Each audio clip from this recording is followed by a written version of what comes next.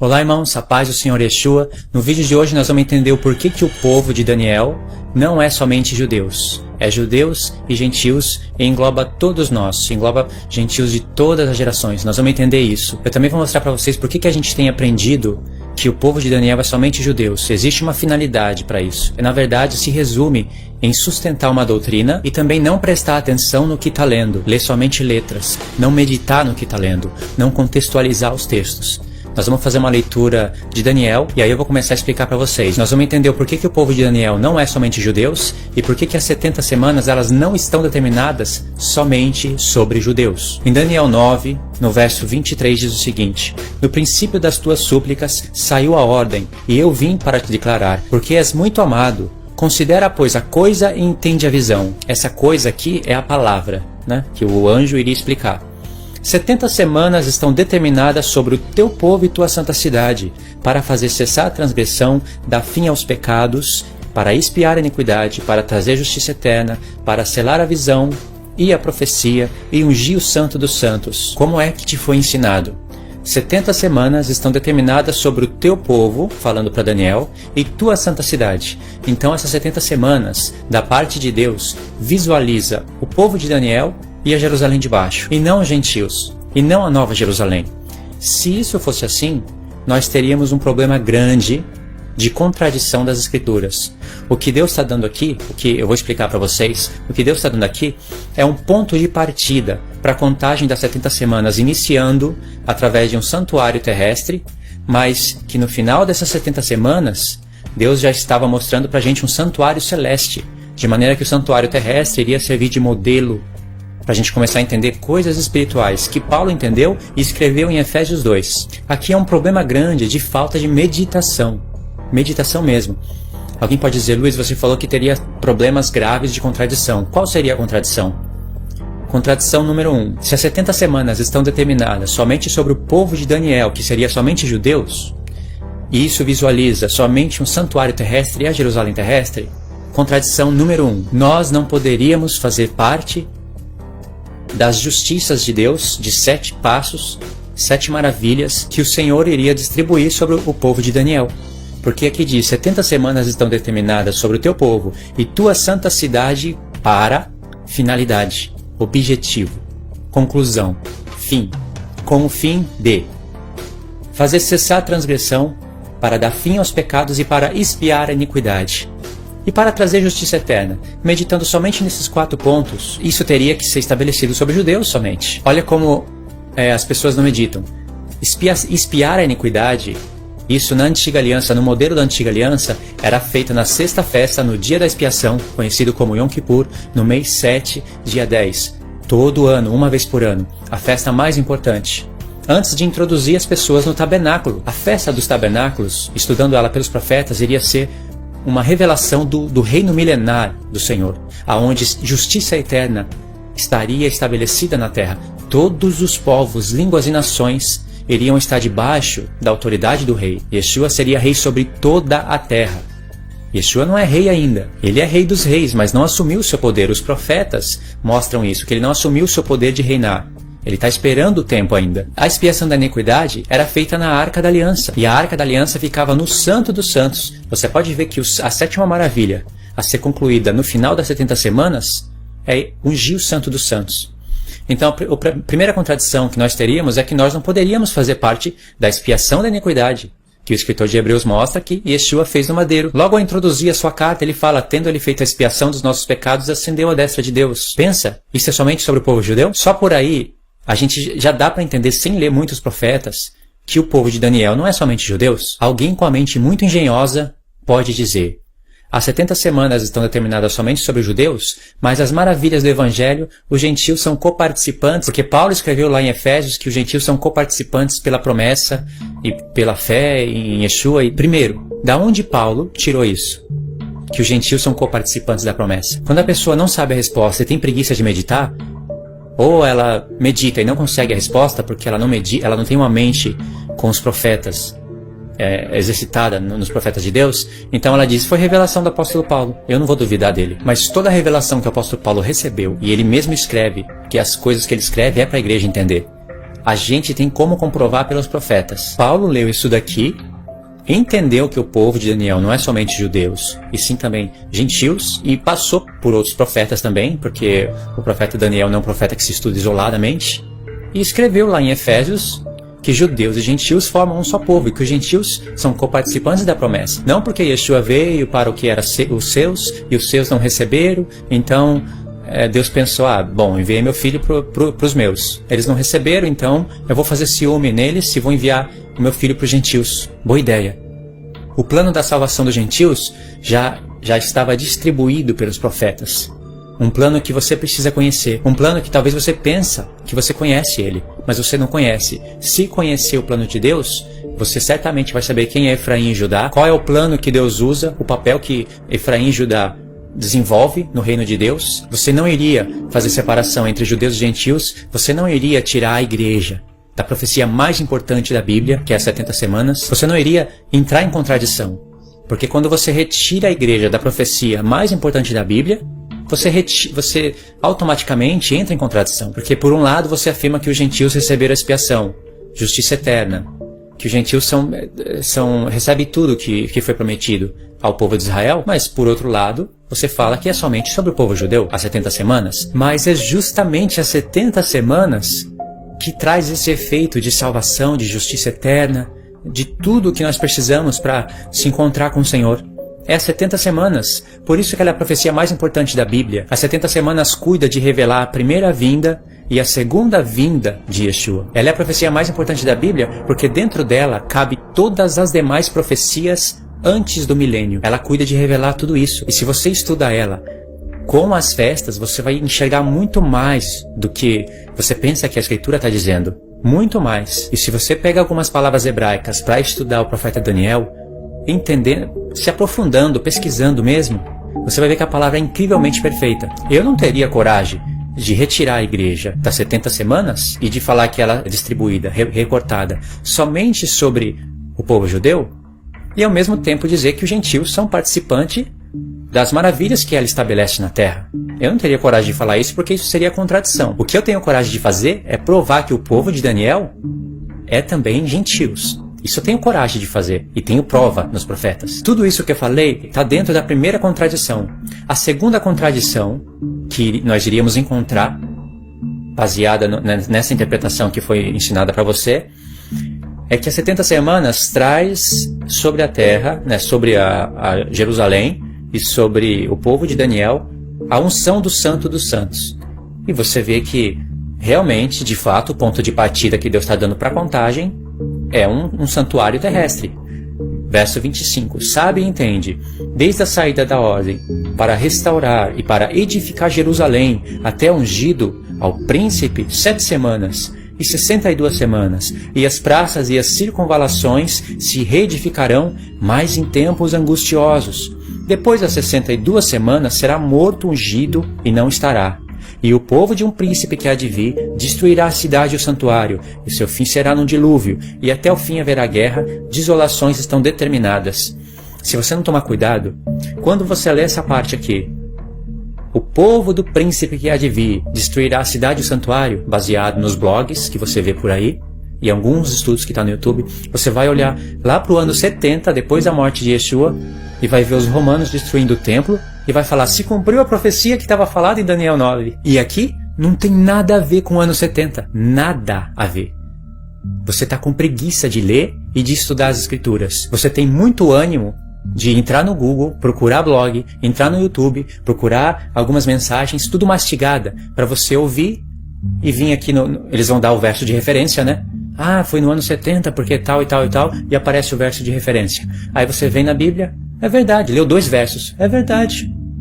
Confere, e você nem para ler o profeta Daniel. Qual foi a última vez que você leu Ezequiel, Jeremias, Daniel, Esdras, Neemias?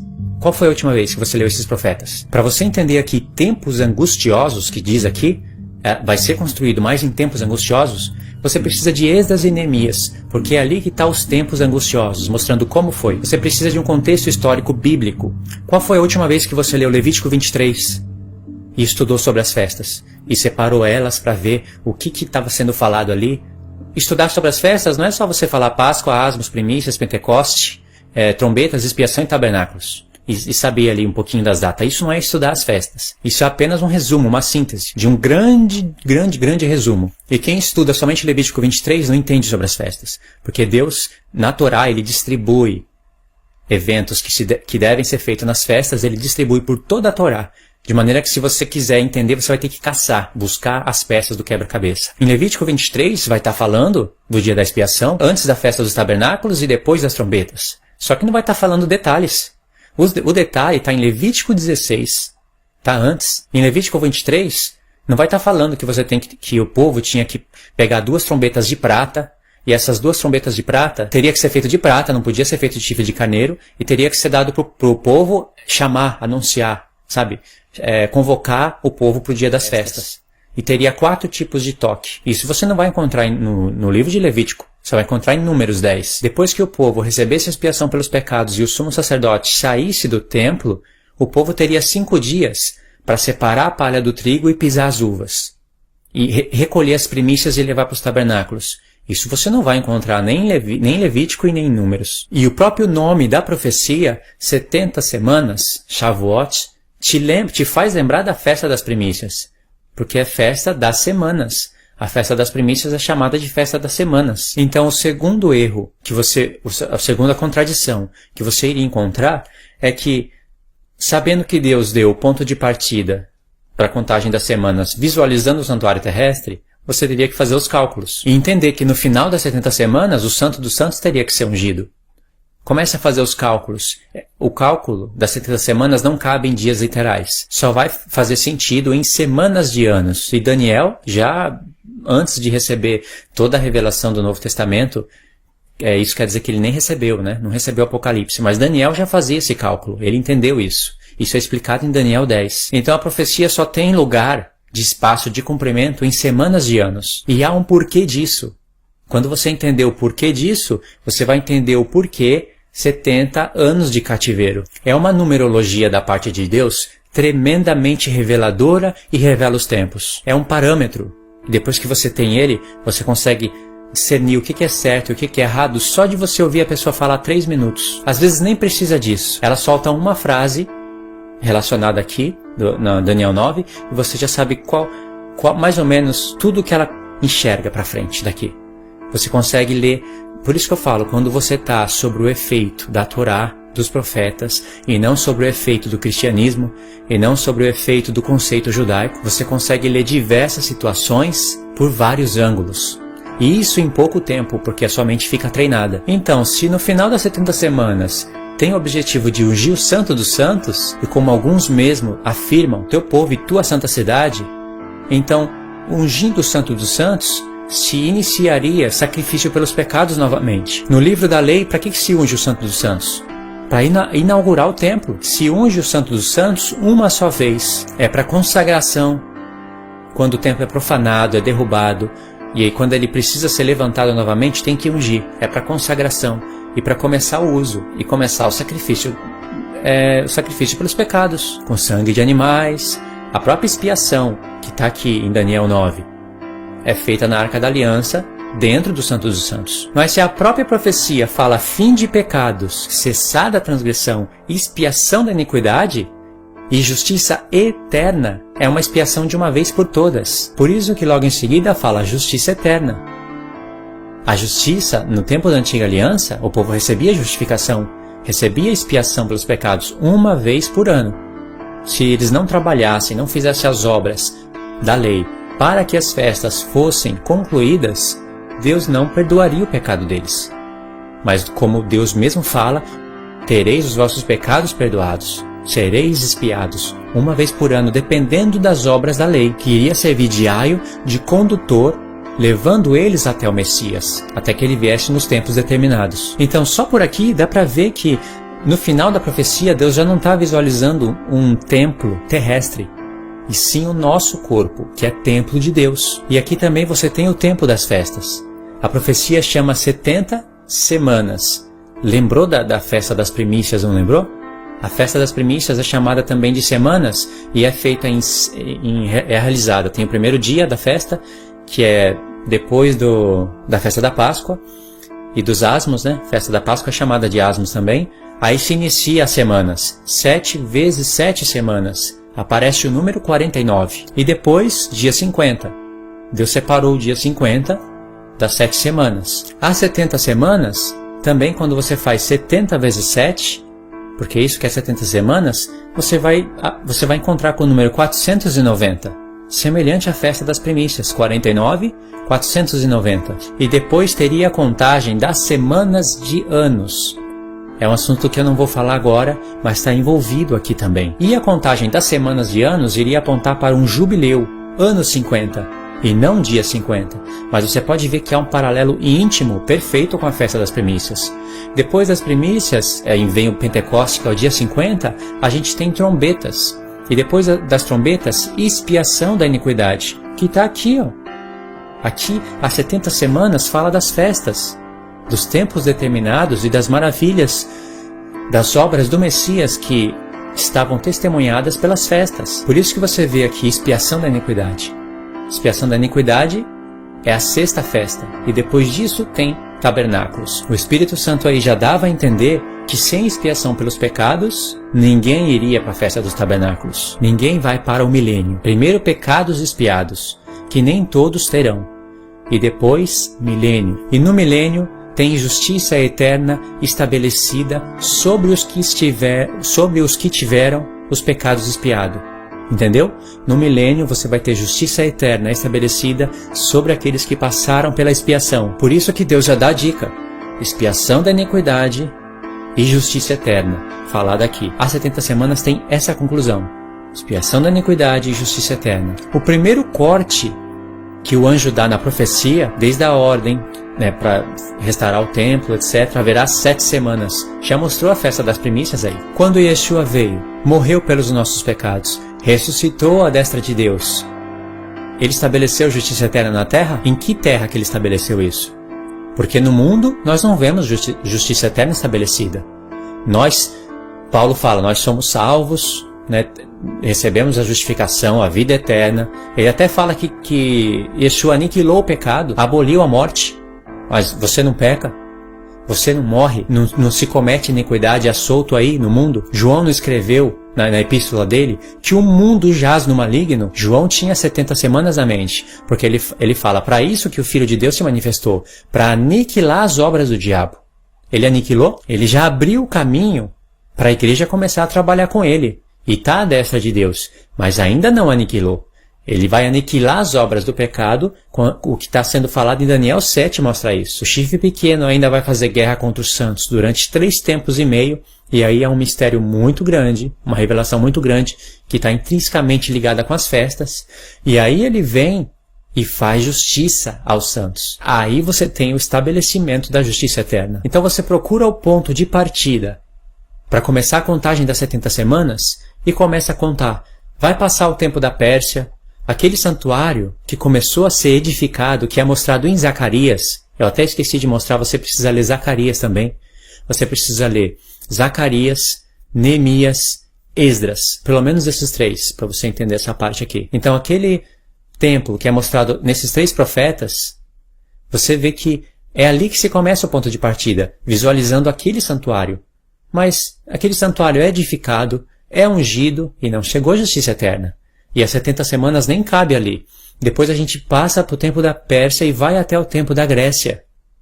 O templo é profanado, ele é ungido novamente e não chegou o tempo do fim, não teve ali o final das 70 semanas, não cabe ali a profecia. Depois você chega até o tempo de Roma e os adventistas do 7º dia fazem de tudo a qualquer custo, passa por cima de tudo isso daqui, para mostrar que se cumpriu ali as 70 semanas. Eu não sei se eles acham que é por acaso que eles chegam lá em Apocalipse e vê os 3 dias e meio, justo no contexto da besta final, do 8º rei, que tem poder para agir durante 42 meses, que está em paralelo com Apocalipse 13 e que Apocalipse 13 nos leva para Daniel 7. E a explicação de Daniel 7 está em Daniel 9. Não sei se você conseguiu entender isso que eu falei, mas será por acaso que se chega ali em Apocalipse, a gente encontra 1260 dias, 2 partes, a gente encontra 42 meses, 3 dias e meio, justo 1, 2, 3 dias e meio, antes das duas testemunhas ressuscitarem, tem que estar realmente num sono muito profundo para dar o cumprimento das 70 semanas no tempo de Estevão. Agora, você já parou para pensar o porquê que das 8 visões que Zacarias teve, a única que Deus quis despertar ele do sono foi quando quis mostrar as 2 menorá? Já parou para pensar nisso? Deus pensou, eu tenho 8 visões para mostrar para Zacarias, só que em uma eu vou esperar ele dormir, para despertar ele, para quando ele acordar, ele enxergar essas coisas. Será por acaso isso? E o que são as 2 menorá? São os 2 ungidos que se acham diante do Senhor Deus de toda a terra. Por que que esse mesmo texto se encontra em Apocalipse 11? Em um contexto do 8º rei, que está na nossa frente. Junto com 1260 dias, 3 dias e meio, Deus sabia que ia ter um povo dormindo, que ia ter pessoas dormindo e que precisava despertar. A última semana está no final. É óbvio, se concretiza no final. Aí sim, todos nós vamos ressuscitar. Através da ressurreição, obtemos a justiça eterna. Vamos ter os nossos pecados expiados. O ministério da expiação, que Yeshua está agora trabalhando como sumo sacerdote à destra de Deus, finaliza ali. Ele não vai precisar mais para trabalhar à destra de Deus para a expiação dos nossos pecados. Nós vamos ter o corpo glorificado e ser como ele é. Se você é um adventista e conseguiu assistir esse vídeo até agora, você já ficou preso nele. Certeza. Repassa esse vídeo para os seus líderes e espera a resposta deles. Se você conseguiu assistir esse vídeo até agora, e você é um adventista, você já vai ver que todas as contas das 2.300 tardes e manhãs das 70 semanas que você ouviu ficaram quebradas agora na sua frente. Elas não fazem mais sentido. Se você entendeu o que eu falei, porque o que eu falei são coisas coerentes, são coisas que você deve ter pensado, como eu nunca parei para ver isso?